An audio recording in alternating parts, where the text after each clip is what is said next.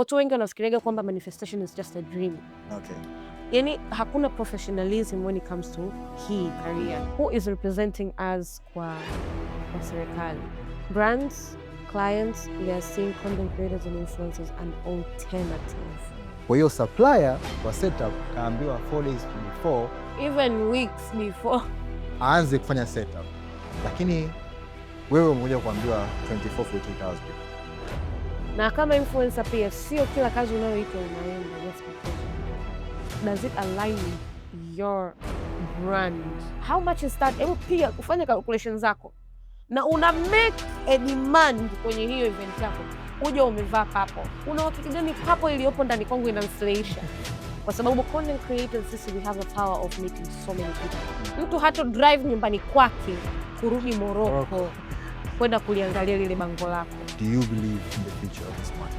I see us going somewhere, but not with the pace ya wenzetu.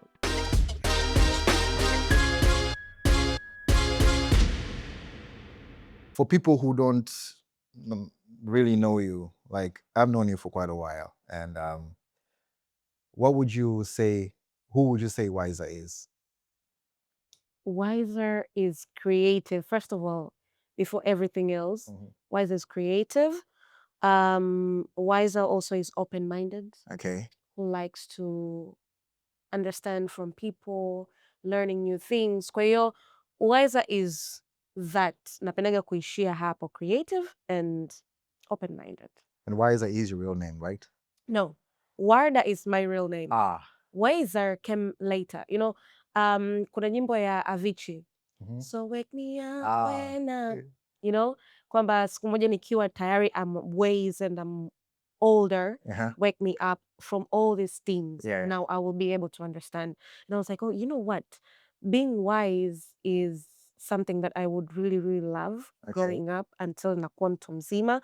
So natamani niwe ni mtu mwenye busara siku zote. So I was like, you know, wiser, but you know, not with the kizungu part. Wiser, let's make it Swahili. So that's where Wiser come from. I would have never thought. Someone from TikTok once said it. It was like, I think you got this name from Wise. No, like, yeah, you got it. Because I think there was a point I heard Warda. At some point I heard that like jina lako ni Warda. Lakini it escaped me. Kwa sababu every time I try to remember who you are, Wiser comes automatically. Lakini sijawahi kufikiria kwamba it's I knew kwamba like it's definitely a sort of some like an AKA. Lakini sikufikiria kwamba like it's an extension of wow. So basically it's just, let's say, sort of like manifestation. Yeah, it's a manifestation. You have to live through your dreams. Utakiwa kuwa umefikia ndoto ndo uwe mtu ambaye unataka kuwa. You have to, you know, create yourself. Create the person that you want to be. And I was like, you know, let's do this. My whole life is manifestation. So why not? And so far, since you have like manifested, how many things do you like, would you have ushuhuda kusema kwamba these things have actually worked because I decided to manifest? Kiukweli kabisa, I would say a most part of my life it's a manifestation. Manifestation ni kitu ambacho tunakiishi kila siku japokuwa sisi hatufahamu kwamba this is manifestation. Speaking things into existence, it's manifestation. Speaking good things onto yourself is manifestation. Kwa hiyo whether iwe ni kazi, whether iwe ni any opportunity ambayo came on my way, whether iwe ni kitu chochote ambacho nimekiacquire, I have it, I own it, it's a manifestation. It all starts with the intentions kwamba jamani, I want to reach this point of my life. And ili mimi kufikia that, watu wengi wanafikiriaga kwamba manifestation is just a dream. Oh my God, I manifest this. But no, manifestation, it's beyond dream. Manifestation is working towards that dream. Kwamba, okay, I want to have a car one day. But then in order for me to have a car, I have to work hard. I have to maybe have 2 incomes. Probably itanichukua muda gani. You have to know all these realities about that car and a specific car that you want. So, ninaweza nikasema kwamba kila kitu cha maisha yangu. Yani, this who you're seeing right now is a manifestation. I was once a little girl and I wanted to one day look pretty, wearing lipstick, sitting here. I had a dream kwamba I am not going to be just small girl, I'm going to be a big girl. People are going to listen to what I say at some point, not meaning kwamba control it, but listening to things that I have in my mind. All of this, I dreamt about them when I was a child. When I was a kid and I was like, I have to work hard. Kwa hiyo kila muda ninapofika naona kabisa hapa sio pale ninapotaka kwenda. I have to work hard. I have that dream. I have that big image of myself. Wow. And would you say that you have become wiser in terms of the way you make decisions and everything? Honestly, I would say 60% I'm working on myself. Kuna leo nilikuwa najiambia kwamba I'm looking back at 2 years ago kwenye situation ambayo right now nipo, labda 2 years back ningereact differently from how I react now. Zamani I would not even think what would be a repercussion. Lakini right now I take a step back and I'm like, you know what? How is this going to affect me? How is this going to affect my loved ones? Do I like this to be in this position? Kwa hiyo ninarudi nyuma kuwaza vitu vingi zaidi kwa sababu tayari nimeshafanya mistakes nyingi. Kwa hiyo I would say 60% it's reasonable at this point. Are you wise? Is that a question to me? Yeah. So I would define wisdom or wise as something endelevu. Yeah. Because I feel like maybe wisdom comes from doing things and then learning from those things you've done and then doing them in the right way. Yeah. That's why I think wisdom comes with age. Yeah. Lakini pia in terms of manifestation, I feel like wisdom is also spiritual a lot. Yeah. Like I believe kwamba hekima, wisdom comes from God. So as much as we keep on learning and becoming, we also need to go back to the source. Yeah. So as you grow as a person, physically, you need to also find a way to go to grow spiritually. It's spiritual. And I also believe manifestation is spiritual because tunaamini kwamba Mungu ameumba, si ndio? God creates, God created. And so manifestation, God created through words. He said and it became. Yeah. So when you say mwakani nitaendesha gari, it means you're putting it out into the universe. Yeah. First, you're manifesting, but the second thing is you're reinforcing the belief kwamba it will happen. Yeah. So it comes with also the wisdom of knowing kwamba this is the time that I need to do this. And I feel like, yeah, I would trace wisdom back to God, honestly. Yeah, it's true. I think hata manifestation it's constantly being mentioned in kwenye vitabu vya dini, Quran na kila kitu. Yani vitu vingi sana this goes back to God and spiritual belief na kila kitu. Kwamba how do you operate yourself? How do you operate your system? How do you operate yourself versus the universe? And once you understand that dynamic, it's easier for you to understand that dynamic, that's what you said. Yeah. You have to be wise. So there's something you said about wiser being like creativity is part of that. And around the time we met, I don't know how many years ago. Oh my God, a long time. Yeah, it's a long time. It's a long time. And I remember I'm still doing it, but I was doing portrait photography and you came in as a makeup artist. Yeah. But following up on your journey, you have transitioned a lot since then.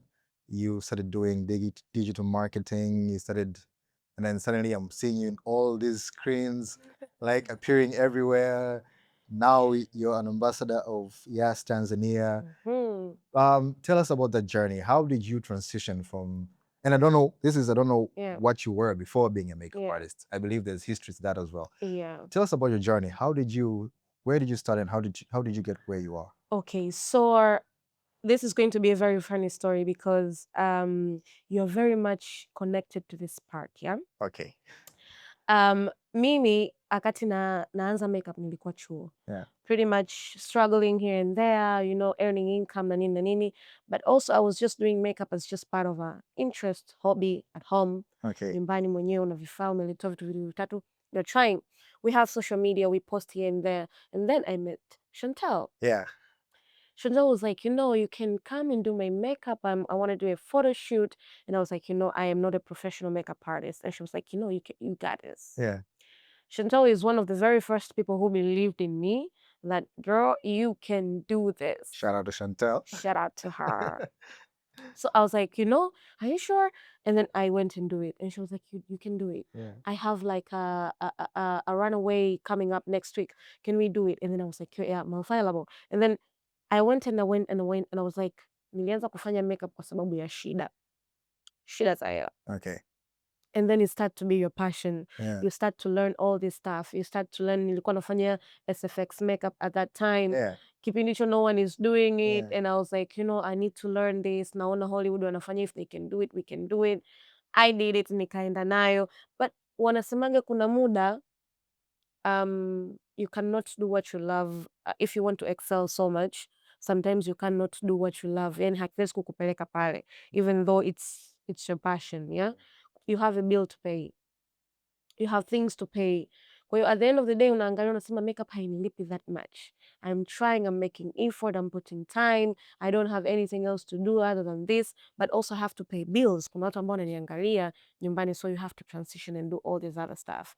But also I was like, in terms of creativity, in terms of art, makeup is not all that I got in me. Yeah. I have so much.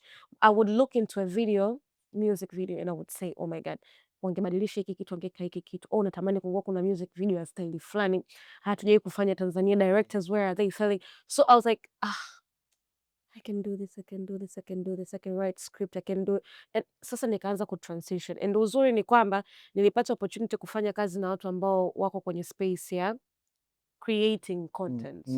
At that time, content creation, it's not a word. Yeah. It's not as famous. Yeah, it's mostly videographers or photographers. Yeah. And then I came to learn a lot from them. And already I was trying to create content for myself. And I was like, I can do it. But at that time, people will look at you like you're crazy.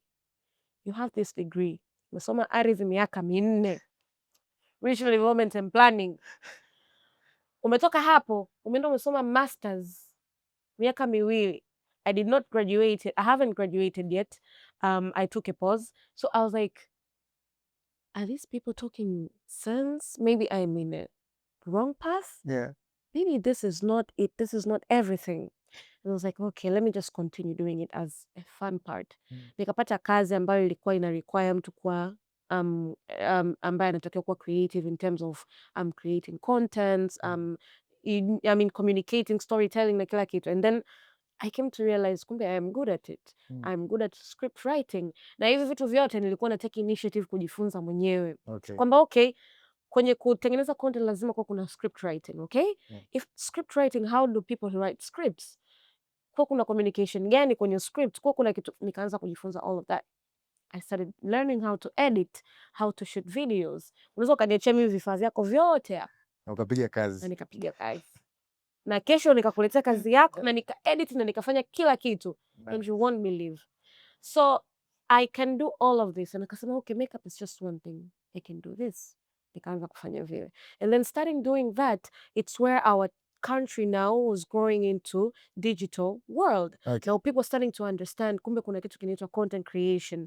Kumbe people can actually use these people, influencers, to tell their products, to sell their products.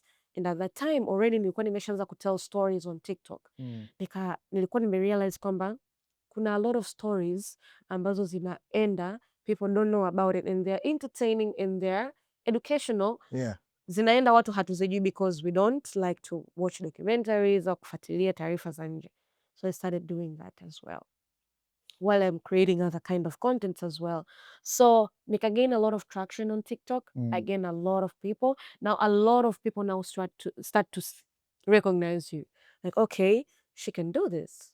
She can do that. Nikapata watu started approaching me. I got media houses approaching me. Kuna wengine ambao they had good proposals, but you can see kwamba no, we cannot move forward with this. Kwamba it's not at my best interest. So you move past it. So this is where brands start to see you. Okay, this person has a lot of people following her, a lot of people listening to her. they engage on her content. Hata kama ni watu 20 wana comment, lakini they trust this person. They trust your opinion as well, whatever you have to say. And honestly, I have tried to be authentic throughout my journey. Yeah. Yani ukiingia on my social media, you are going to get the real me. You're not going to get the hi, no. I wake up in the morning, I want to be loud today, I am loud. I want to be down, I'm going to be down. That's what you get. Yeah. You get what you see.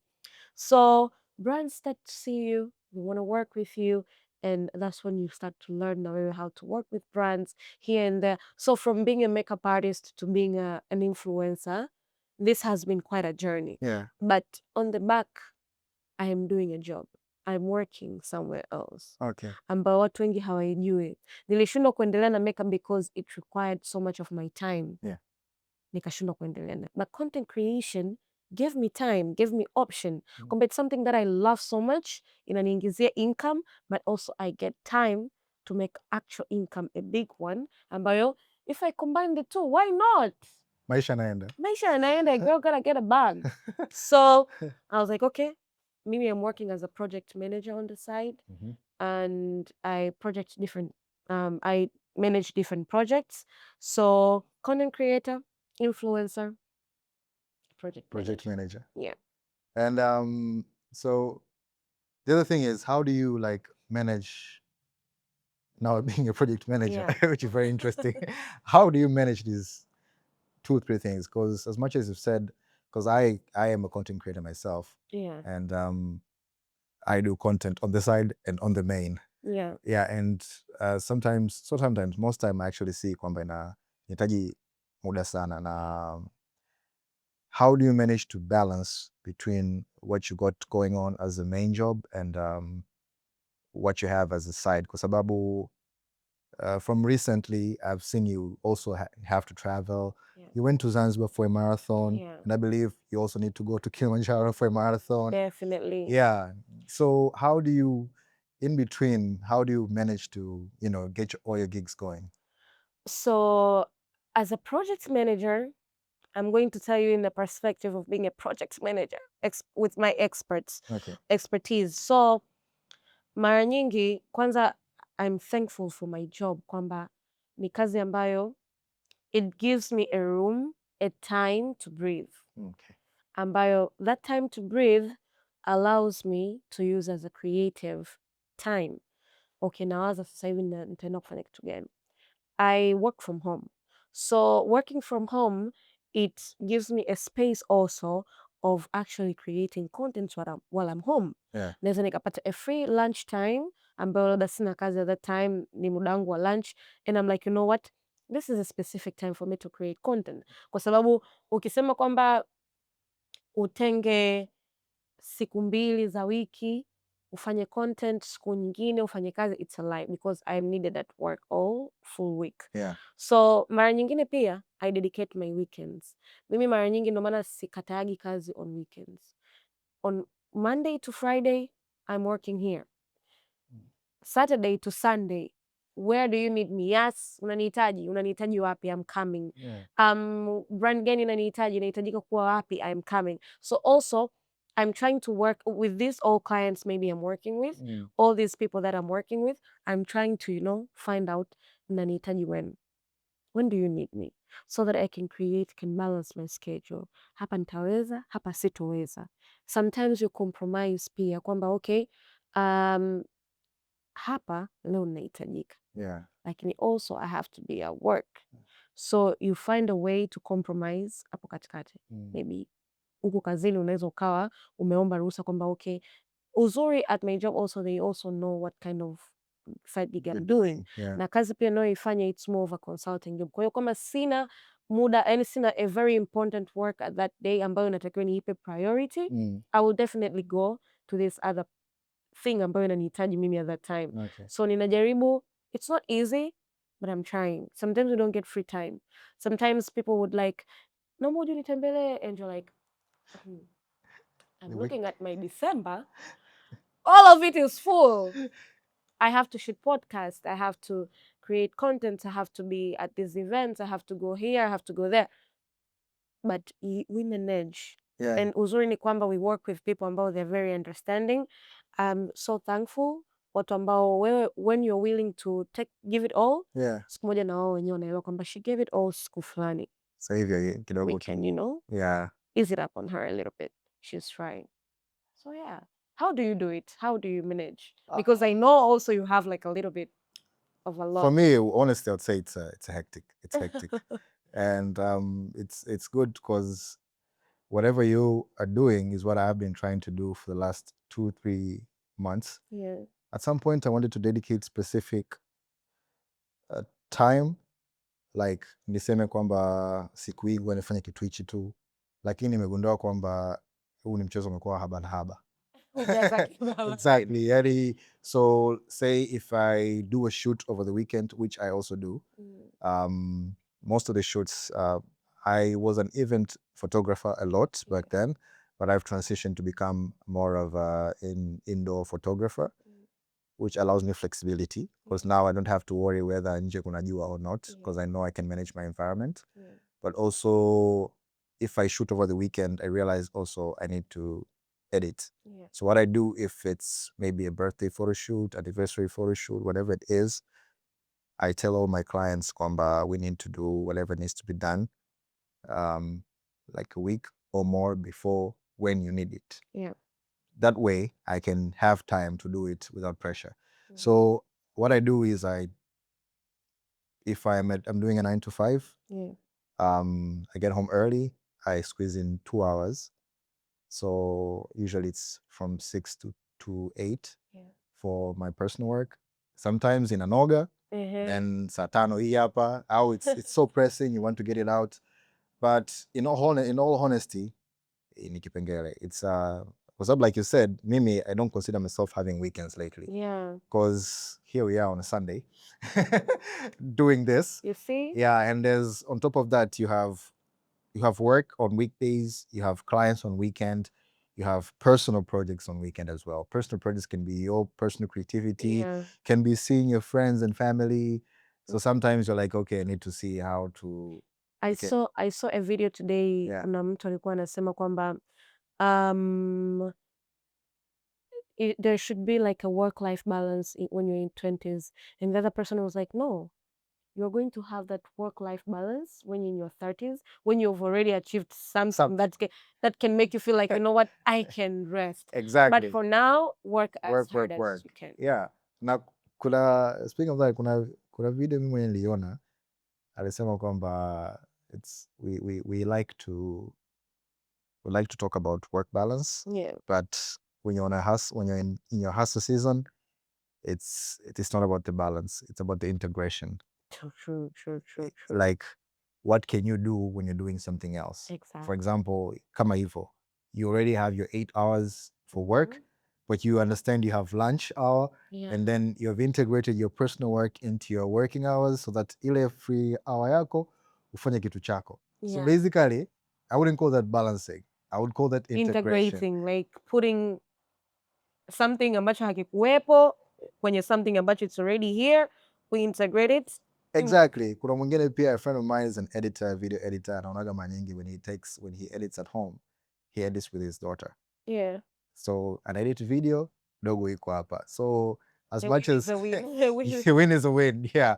So it's crazy, but I think we do what we have to do with our seasons. Yeah, we have to do the best we can to create something for ourselves. So by the end of the day, if you say, okay, I have to rest, easy personal projects, they're not that important, let me just stick to something ambacho ni kimoja, kiukweli no, that I don't see myself doing that. It's not feasible. No, at least not now. No, even myself, I am going to be very not in a rest. I love doing different things. Even ukiachana tu na kusema kwamba you have to work hard and earn so much, but I love doing different things. So the creators economy, we have seen a rise of the creators economy in the world, but more visibly in Tanzania as well. Tuna watu wengi sasa hivi wana create content, na tuna watu wengi ambao, as much as content pia zinatofautiana, a lot of people wamepata nafasi ya kujitafutia kipato kwenye hiyo field.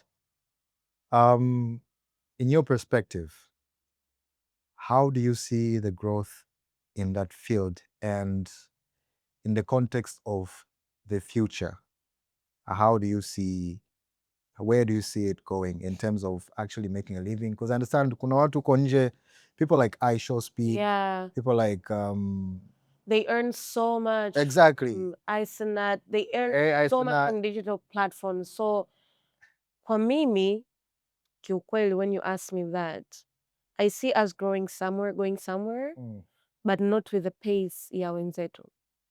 Tunaenda, lakini sio kama pace ya wenzetu. Pace ya wenzetu in terms of what? In terms of the benefits. Naweza nikasema. Tunaweza tukaenda na pace ya wenzetu in creating. We create as much as they create, but in terms of benefits, sisi kwetu hatupati benefits as much as they are. Huku kwetu sisi tunaenda very slow kutokana na benefits. Kwa sababu at the end of the day, ni platform ambazo zinalipa, let's say ni YouTube, na Meta na yenyewe ndio imeanza kulipa. But to what extent? Kwa hiyo sisi mara nyingi kwa Tanzania tuna depend now the one-on-one clients. Kwa mfano labda let's say brand anataka kuuza kitu chake. Now they have to come to me. Lakini again, nasema tuta move in a very slow pace kwa sababu hizo brands na zenyewe zinaona content creators and influencers kama watu ambao ni alternative. Sio watu ambao we really need them. Wanaona kama, kwa sasa hivi naona kama bado wanaona kama alternative. Even the communication mkiwa mnahitajika mtaambiwa last minute. Unajua there's a you understand your value, how someone values you, the way they treat you, yeah? You'll understand. A brand itakuhitaji ukaifanyie kazi, afu itakwambia leo, afu kesho ndio uende ukaifanyie kazi. Kazi yenyewe ambayo let's say ni anakualika tu kwenye event ambayo they don't pay you. They just want you to be there. Yeah, it's good. I'm going to meet other people. But they expect you to create a content at the end of the day. But also, they're like, no, we cannot pay them.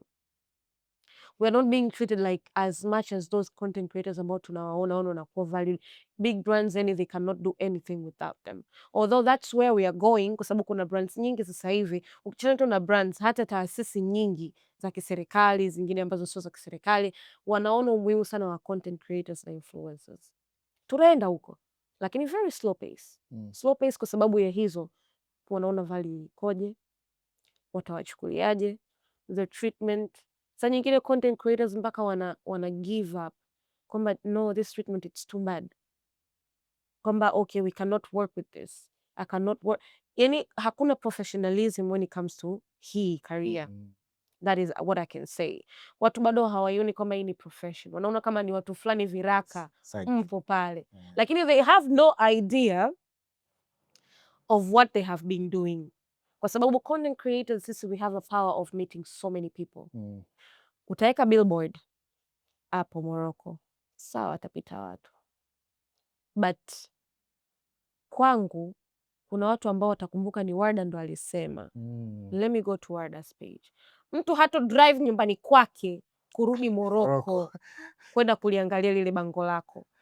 And most probably your bango lako yenye it's boring.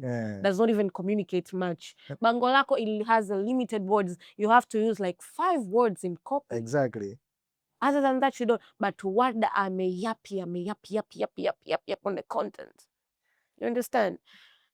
Kwa hiyo watu wanaoangalia ni wengi. Umeita content creators 10 au let's say influencers 10. Mara nyingi sana napendaga kuweka content creators na influencers in one group. Most of them are hybrids. Yeah, hybrids. So unaweza ukaita 10. Hawa 10 kila mmoja ana watu ambao ni active, let's say active 1000 ambao wanawaangalia. Huyu ana 1000, huyu ana 1000 na 1000, wako 10. 1000 mara 10. 1000 mara 10, 10,000 tayari. Inamaanisha umefikia how many people? 10,000. You are assured kama umefikia hawa watu wameiona, wanajua about your thing. And there's also analytics. Kuliko bango lako litakwambia kwamba wamepita watu wangapi, wameliangalia, wametazama, wameweka macho hivi. No, they can't. So vitu kama hivyo, kutokuweka professionalism around this career, that's when it's going to make us collapse. At some point we have to respect this as a career. At some point we have to respect the people who are doing it, because those people are doing much. We kumconvince mtu atumie skincare product ambayo yani mtu atoe $50,000 sasa hivi akanunue kitu, it's not an easy task. Hiyo wewe angeenda kufanya kitu kingine.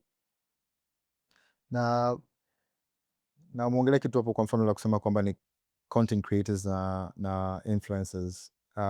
Kuna kitu mimi mwenyewe nitaka ninunue na nilikiona kwa supplier for a while, and nakipromote for a long time. Kila nikiingia Instagram nakikuta. The day I made the purchasing decision was when somebody I know and respect talked about it. And what that creator did is alifanya tu collaboration post na the guy, it was a gadget. Na alivyo kiongelea ile functionality, na yeye akanaonyesha kabisa kwamba like mimi nanisaidia 1 2 3 1 2 3.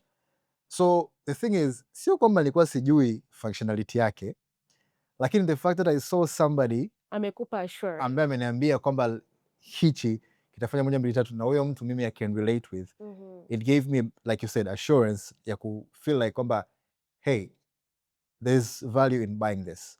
So the topic of value, with all that you have said right now, tuna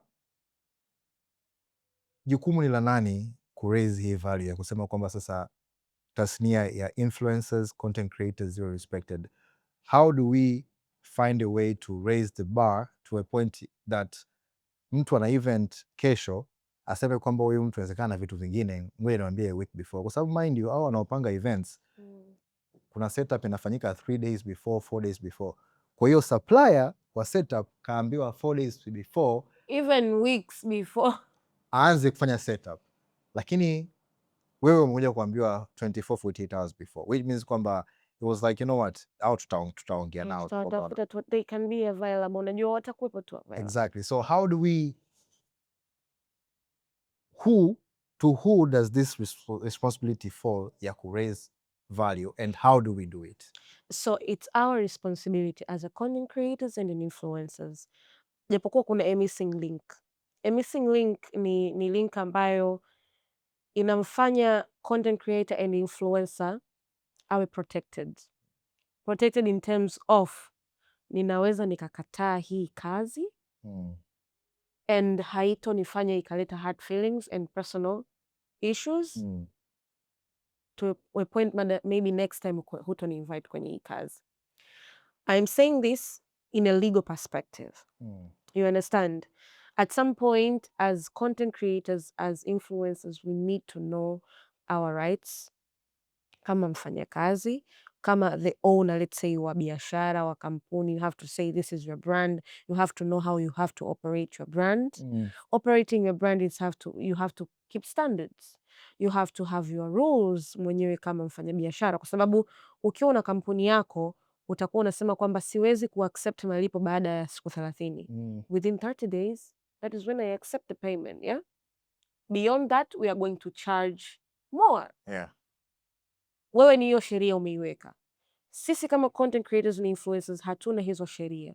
Hatuna hizo sheria kwa sababu hatuna watu wa kutusimamia. Hatuna the proper system ya kutuprotect. Na hii ni kwa sababu, again, tunachoki earn ni kidogo. Tunaona hivi vitu kama hivi, unajua ni kama wasanii tu wa mziki au wa movie. Kuwa na management, mtu ambaye atakutafutia kazi. Watu ambao watakutafutia kazi, watakumanage wewe kama brand, as a career, as a person, as msanii, as biashara. Alafu wewe una mwanasheria. Mwanasheria inawezekana sio mtu ambaye umemwajiri kila siku, lakini ni mtu ambaye ana take a look into your legal issues. Yeah?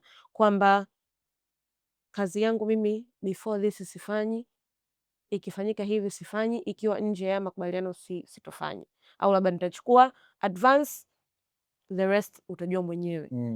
Another thing nasema, kuna a missing link pia kwenye issue ya legal perspective kwenye upande wa representation.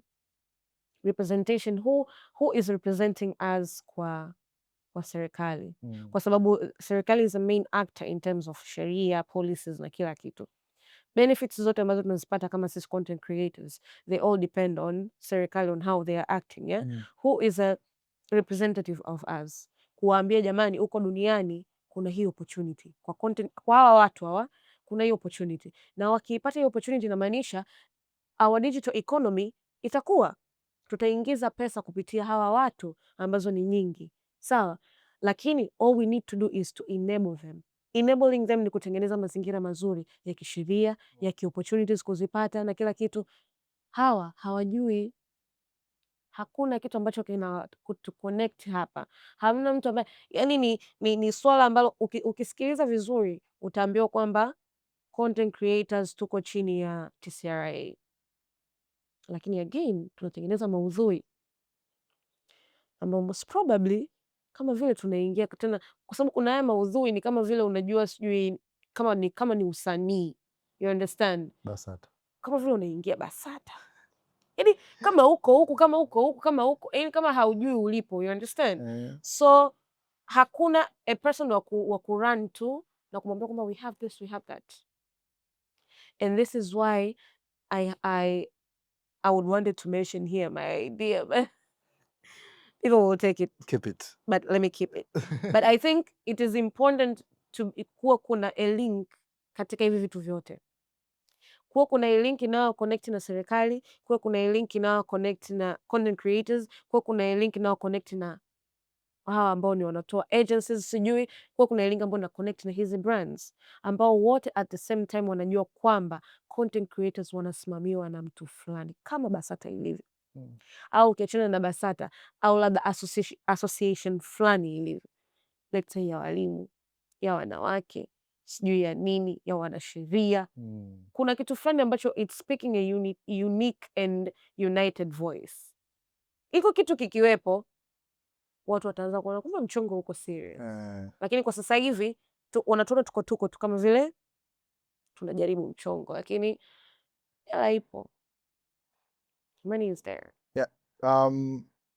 Naelewa kwamba vitu vingi especially kwenye nchi kama Tanzania kutambulika kwake ni mpaka kuwepo na vitu kama associations, au on a national level, kwa mfano umoja wa wafanyakazi wanaofanya kazi private sectors, umoja wa wafanyakazi wanaofanya kazi serikalini, umoja wa waandishi wa habari, na possibly ya kwao yanasikika zaidi kwa sababu kuna formal entities ambazo zinaweza, kama hivyo ulivyosema kwamba if kuna issue unaweza ukaripoti kule, alafu labda huyo mtu, labda kiongozi wa umoja wa walimu ataenda kuiwakilisha kule kama hii ni concern ya walimu.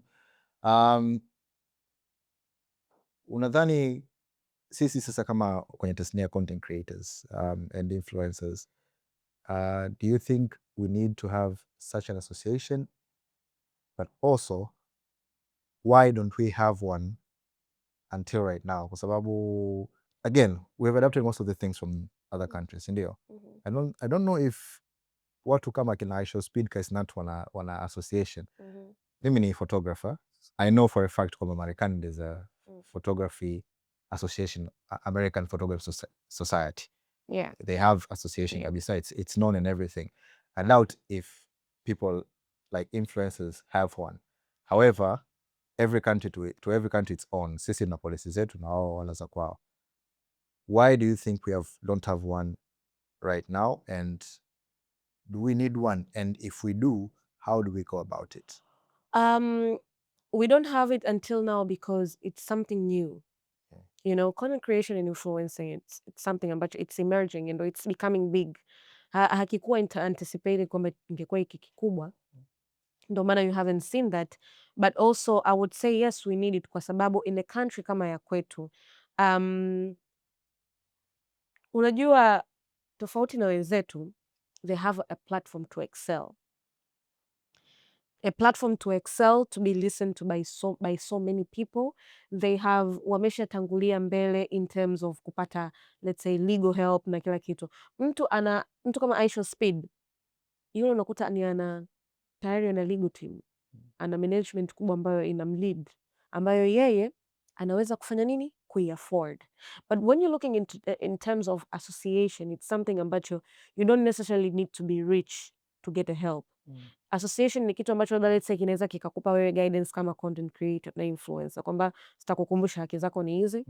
This is your right and you have a right to do this. But also if anytime you need a legal help ambayo maybe it's not too expensive, you can still come to the association ukapata, tofauti na wewe ambao hire your legal team mwenyewe, most probably ingekuwa very expensive for you to afford and for you to move forward. Kwa hiyo hata kwenye ile speak up on the matters za let's say as a unified, it's easier kwa sababu tayari iko chini ya association, and it's something that personally, that is something that I'm working on starting, an association ambayo ita include content creators na influencers, but mostly kusaidia influencers to understand mikataba, kupata legal help here and there, wajue taxes ambazo wanalipa zinalipwaje, zinaenda wapi, zinatokaje, zinakatwaje, na wanajuaje kama zikikatwa zinaenda. All of those wanakuwa wanavipata under one umbrella, ambayo maybe it's too not expensive. We are still a growing country ambao wengi bado wanajitafuta, vijana wengi bado wanajitafuta. Kwa hiyo ukisema wao wana timu kubwa nyuma ambayo they have to pay for everyone, it's unrealistic honestly. Kwenye kujitafuta hapo, tumeona kwamba kuna influencer nishaongea naye, kuna event alikuwa amealikwa, alafu yeye aliweka price ambayo aliona kwake ni value yake, lakini ikaonekana kwamba it's expensive, especially kwa mfano hichi kitu tumekiona pia kwa wasanii, hata wachezaji mpira hawalipwi sawa. Kuna msanii mkubwa kiwango chake cha kubook ni kikubwa, kuna msanii wa kawaida kiwango chake cha kubook ni kawaida. Hiyo it's prominent especially kwenye hizi kazi zetu. Sasa ambazo zinahitaji kuonesha uwezo zaidi. Exactly. Sasa kuna mtu ambaye anajua kwamba he or she is really good at what they do, na imefika mahala na followers, let's say hana followers, so sometimes followers it's just the number. Exactly. Lakini let's say interaction yake ni kubwa, influence yake ni kubwa, na yeye anaona kabisa if I jump, people will jump with me, and this many people will jump with me, na akasema kwamba let's say mimi bwana nataka 100,000, lakini let's say brand X iko tayari kulipa 30,000 kwa sababu influencers wengine 50 walisema wote 30 is fine. Sasa wanaanza kujiuliza how do we pay huyu 100,000 wakati hao wengine tumewalipa 30,000?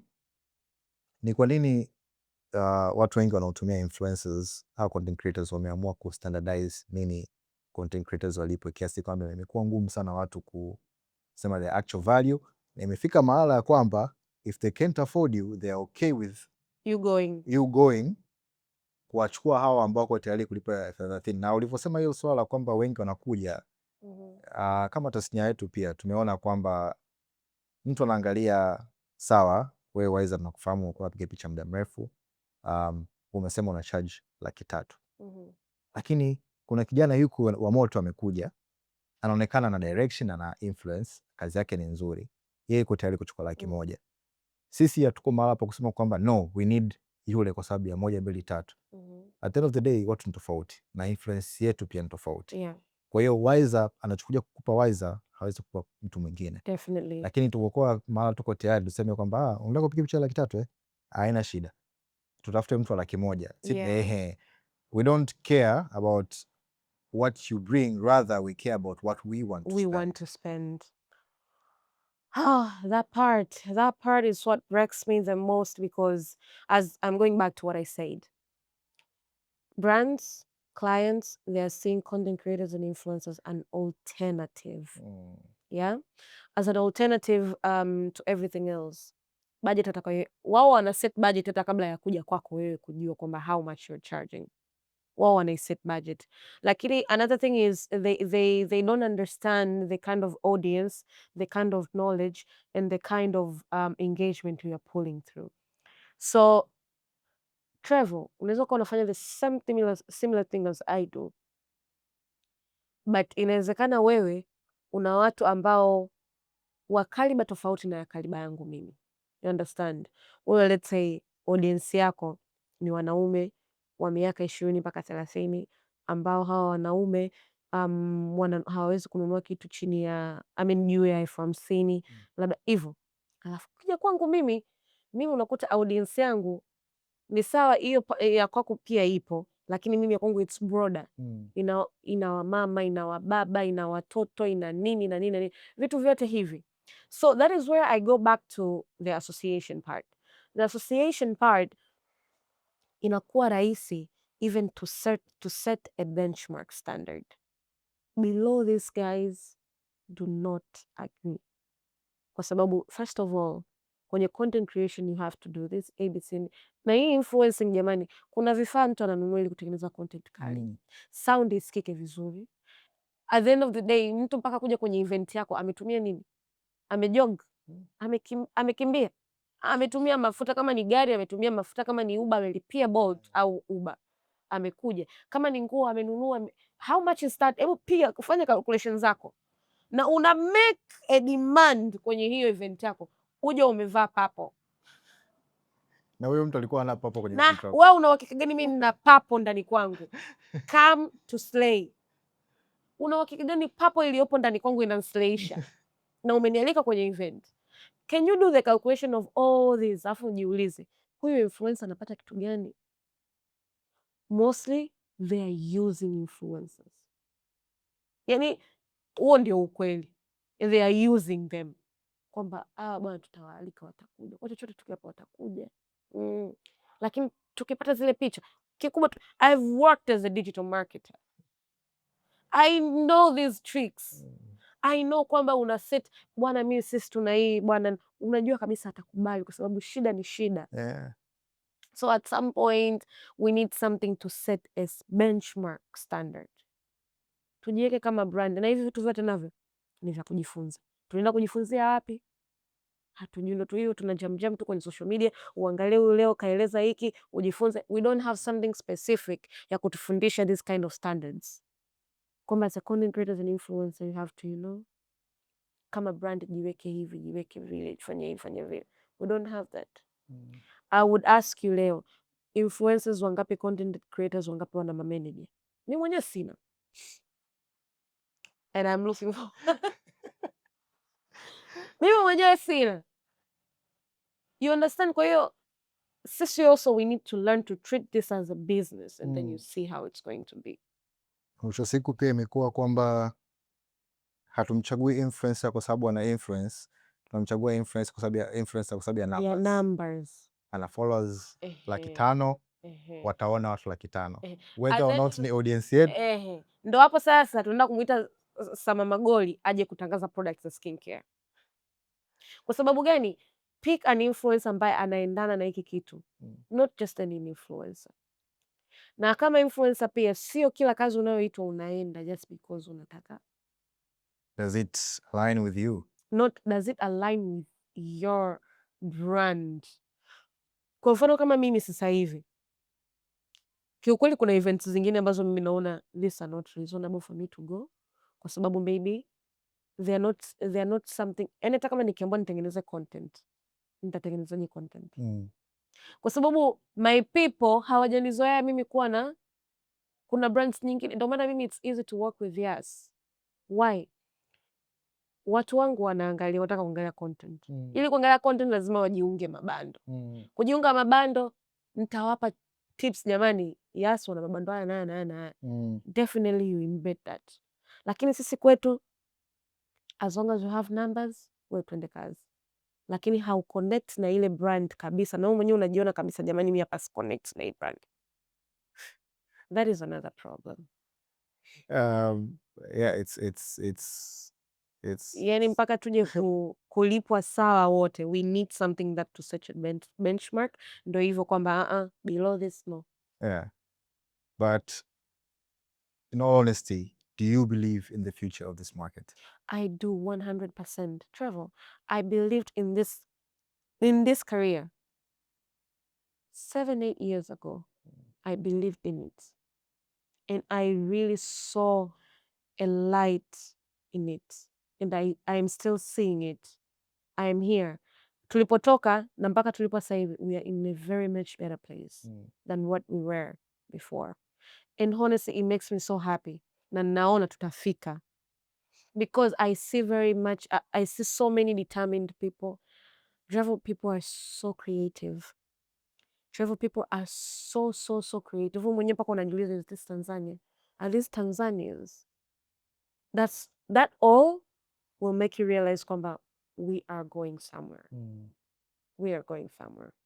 You're a fan of music. Yeah. And you're a big fan of Chris Breezy. And I saw you managed to managed to go to a concert of his. Can you a little bit tell us about that experience? I love that you asked me that question because my guy. Okay, kiukweli kwanza naomba nikwambie, outside of East Africa sikuwahi ku travel anywhere else. So that was my first time going to South Africa. That was my first time attending any music concert that's big. That was my first time seeing Chris Brown. That was my first time doing each and everything. So watu kwanza walivyoona post ya Chris Brown, mimi kwanza sijaiona mimi wa kwanza. Mimi niliona kwenye DMs zangu. Watu wamekufuadia. Watu wamenitumia, you're going. And I'm like, chill kwanza nisome post yenyewe. Naona pale Chris Brown is coming to South. I was like, we are going. I am going. And then I saw this friend of mine, akawa ametweet kwamba Chris Brown is coming to South Africa. Oh my God, I have to. And I was like, nakucheki, nikamtumia message WhatsApp. Girl, are you going? She's like, yeah, we should go. We should go. You love Chris Brown, I love Chris. Ngambia. She organized some few friends ambao we mutual friends. And then we started planning about it. Tulibook ticket. Mara kwanza tulikosa ticket. They were sold out in a one day. Yani ile siku imetangazwa Chris Brown anaenda South Africa, siku ilivyofunguliwa kwenye kusell tickets. I remember I saw that post. I was like, that was fast. I was like, this is fast. And she was like, Warda, the tickets. I was like, what? This is my only chance. And I was like, okay. In a few hours, I can announce kwamba it's gonna be 2 days. I was like, this is our chance, girl. Tukafanikiwa. Tukabuka. She tried to contact some people in South Africa ambao walimsaidia kwa sababu nadhani mpaka ulikuwa una namba upate OTP swini na nini. Yeah.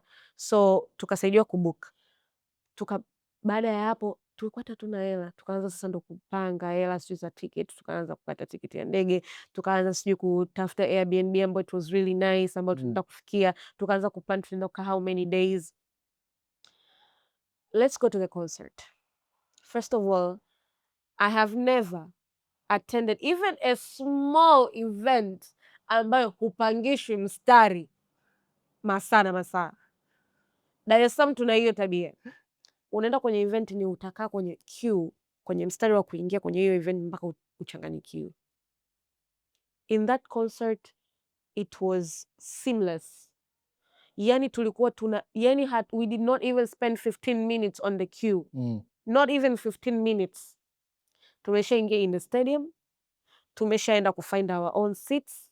Na tulikuwa tunajua kabisa exactly Chris Brown anaanza kuperform muda gani. And we wanted to see from the entrance mpaka kila kitu. Before hapo kwanza tushaangalia show zote za Chris Brown ambazo amefanya. Kwa tunajua kuna kitu kinaitwa grand entrance ya Chris. We have to see that. Tukawai. Seat zetu tukaonesha. It was easy. It was so easy. Come to the lineup ya wasanii ambao walikuwepo. Kuna Maforisa, kuna nani ambao walikuwa wameanza. It was amazing. Sound nadhani anayesikia wa mbele ndo anayesikia wa nyuma. Constant. Hamna loud music la kukuumiza masikio, but you can hear. That guy performed for 2 hours non-stop. Dancing, singing, and talking to us. I don't know if you people understand this. Naomba niwaambie kwamba kwenye ile concert kulikuwa kuna hadi wazee. Wamama, watu wazima ambao wana mvi ambao they love Chris Brown. You cannot believe it, but they were there. And they were screaming and shouting Chris Brown. And the funny part is, when you think you are all alone, nadhani ndege ambao tulikuwa tunasafiri kwenda South Africa, wote mule ndani ambao tulikuwa tumepanda, wote walikuwa wanaenda kumwangalia Chris Brown at some point. Nakutana na are you okay, I get it. So karibia wote kwenye that plane tukaenda kumwona Chris Brown. That's how much you know that guy is loved. The energy was amazing. The performance was amazing. The stadium, FNB Stadium, it's a huge stadium in Africa. Ina carry almost 92,000 people, nadhani kitu kama hicho. Amejaza that in 2 days, na in 2 days anamaliza show, anaenda kufanya after party, anamaliza show, anaenda kufanya after party, na zote mbili ka perform with the same energy. So this is a segment I like to call Convo on the Lane. If you were to meet a group of people on the street, a group of people who are working or talking about working towards something for the betterment of their future, and you have like a minute of speaking to them and telling them something ambao unaleta kwa beneficial kwao, what would you tell them? I would tell them, be intentional about it. Anything you do, be intentional about it. You want to be crazy? Be intentional about being crazy. One day people will understand you. And you're not too crazy to start an idea. One day people will call that idea too smart, while it was seen as too crazy. Do whatever you want to do with that information. It's going to take you somewhere. Honestly, I think it's something that I move with every day. That I have to be intentional, and it might seem crazy, but who wants to be smart all the time? Yeah. Smart sometimes is also subjective. Exactly.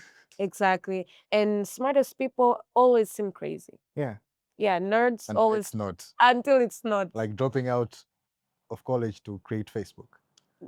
Dude, unaweza kuonekana wewe ni mimi mwenyewe ningemjaji, lakini unajua mimi mwenyewe ningemjaji afu baadaye ningekuwa, you know what, but I believe in you. But I understand. Then at this point forward, do what you gotta do kwa kweli. Yeah, at some point taking a risk, it's way more important than anything. Yani that risk, it's worth taking. Ni bora ufeli alafu useme kwamba nilifeli pale sirudii tena. Kuliko useme kila mtu akwambie kwamba pale pana failure. Haujui ni failure ipi exactly. Perceived. Most probably ni failure ambao ungeweza kuihandle and move forward. Yeah. Kwa hiyo kama hujajaribu, ndio imeenda hiyo. Sail na water. Thank you so much, Wiser. I feel like we have unpacked a lot, but I also feel like there's a lot to unpack yet. I know you are, as a creative, you have a lot, but as a person, I also know you have a lot. And I believe there's huge possibility of you being back here sometime soon. Yeah, next time I think I'm going to lead the conversation. I'm talking too much. We need to be talking. Let's go. Thank you very much, Wiser. Thank you so much. Thank you so much, Convo Lane. Yeah. Happy to be here, and I'm excited to see where this is going. All right. Let's go. All right.